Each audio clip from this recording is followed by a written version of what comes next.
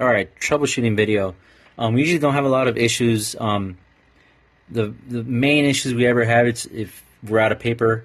I made a video on how to change paper, but you shouldn't have to, because what I like doing is putting a new roll for every time I have an attendant.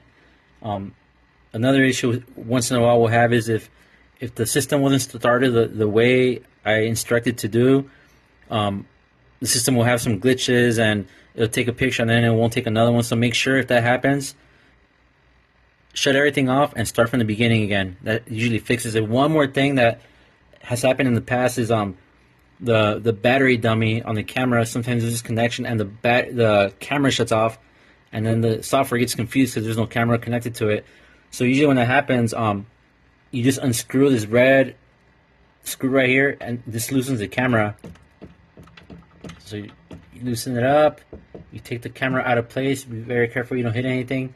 There's a button right here to open this part, and then there's another white button here that you press, and what it does, it pulls out the battery dummy and you just put it back in there and you close it up, and it reconnects in case it lost the connectivity on there, and you put it back in here.